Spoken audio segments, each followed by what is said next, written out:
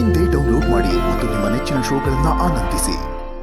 ಮೊದಲನೇ ಕ್ವಶನ್ ಚಿರಾಗ್ ಅವ್ರಿಗೆ, ನೀವ್ ಯಾವತ್ತಾದ್ರೂ ಹೋಟೆಲ್ ನಲ್ಲಿ ತಿಂಡಿ ತಿಂದು ಬಿಲ್ ಕೊಡದೆ ಬಂದಿದ್ದೀರಾ?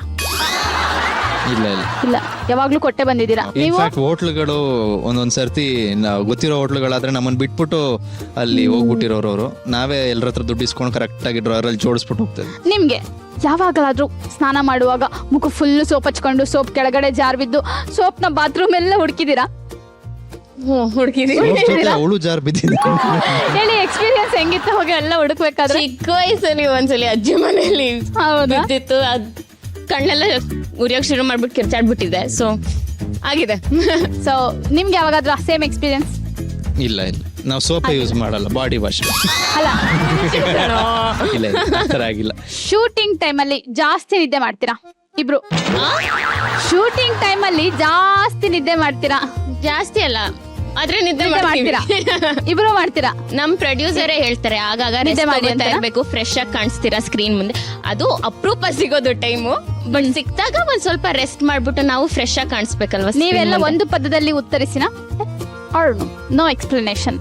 ಪ್ರಬಂಧ ಬರಿಬೇಕು. ಮಾರ್ಕ್ಸ್ ಕೊಡ್ತೀರಾ? ಹೇಳಿ, ಯಾಕೆ ಮಲ್ಕೋತೀರಾ ಶೂಟಿಂಗ್ ಟೈಮಲ್ಲಿ? ಯಾಕೆ ಮಲ್ಕೋತೀವಿ ಅಂದ್ರೆ ಮಧ್ಯರಾತ್ರಿವರೆಗೂ ಶೂಟಿಂಗ್ ಆಗಿರುತ್ತೆ, ನಿದ್ದೆ ಇರಲ್ಲ. 2 ಅವರ್ ಮನೆಗೆ ಹೋಗ್ಬಿಟ್ಟು ಮತ್ತೆ ವಾಪಸ್ ಬಂದಿರ್ತೀವಿ, ನಿದ್ದೆ ಇರಲ್ಲ. ಸೊ ಒಟ್ ಶೂಟಿಂಗ್ ಟೈಮಲ್ಲಿ ಮಲ್ಕೋತೀರಾ? ಎಸ್.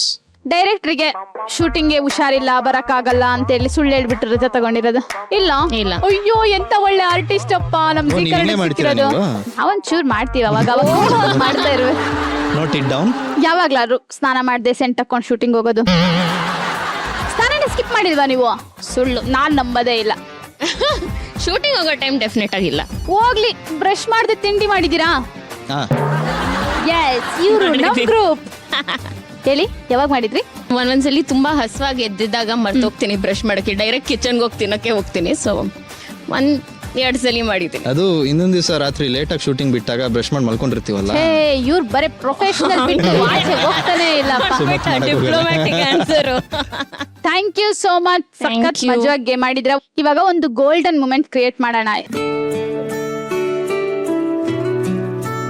ನಿಮ್ ಲೈಫ್ ಅಲ್ಲಿ ದೀಪ ಅವರು ಎಷ್ಟು ಇಂಪಾರ್ಟೆಂಟ್ ಅಂತ ಆ ಗೋಲ್ಡನ್ ರೋಸ್ ಕೊಟ್ಬಿಟ್ಟು ಹೇಳಿ. ನಮ್ಮ ಅತ್ತಿಗೆ ಜೊತೆ ಇಷ್ಟು ವರ್ಷ ನಾನು ಬದುಕ್ತಿದ್ರು ನಮ್ಮ ಅತ್ತಿಗೆ ಬಗ್ಗೆ ಗೊತ್ತಿಲ್ದಿರೋ ವಿಷಯ ಅವ್ರನ್ನ ಈ ರೀತಿನೂ ನೋಡ್ಬೋದು, ಅವ್ರಿಗೂ ಈ ರೀತಿ ತೊಂದರೆಗಳಿರುತ್ತೆ, ಅವ್ರ ಕಷ್ಟಗಳನ್ನ ಅವ್ರು ಹೇಳ್ದೆ ಅರ್ಥ ಮಾಡ್ಕೊಳ್ಬಹುದು ಅಂತ ಅರ್ಥ ಮಾಡಿಸಿದ ದೀಪ ಅವರು. ಚಿರಾಗಲ್ಲಿದ್ದ ಎಷ್ಟೊಂದು ಗುಣಗಳನ್ನ ಆಚೆ ತರಿಸಿದ ದೀಪ ಅವರು. ಕೋಪ ಇರ್ಬೋದು, ಅಸಹ್ಯ ಇರ್ಬೋದು, ಜೊತೆಗೆ ಫ್ರೆಂಡ್ಶಿಪ್ ಅನ್ನೋ ಗುಣನೂ ಆಚೆ ತರಿಸಿದ ದೀಪ ಅವ್ರಿಗೆ ಈ ಫ್ರೆಂಡ್ಶಿಪ್ ರೋಸ್.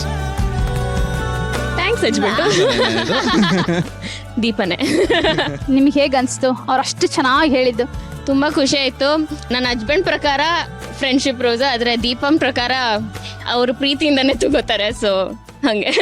ಕಂಗ್ರ್ಯಾಚುಲೇಷನ್ಸ್ ನಿಮ್ಮಿಬ್ರಿಗೂ. Oh, thank you. So thank you. All the best. ಈ ಕೈಯಲ್ಲಿ ಅವಾರ್ಡ್ ಇರ್ಲಿ ಅಂತ ವಿಶ್ ಮಾಡ್ತೀನಿ. Thank you. ಇನ್ನು ನಮ್ಮ ಕನ್ನಡ ಜನತೆಗೆ ಹೀಗೆ ಜಾಸ್ತಿ ಜಾಸ್ತಿ ಜಾಸ್ತಿ ಎಂಟರ್ಟೈನ್ ಮಾಡ್ತಾರೆ. Thank you so much. Thank you. Thank you.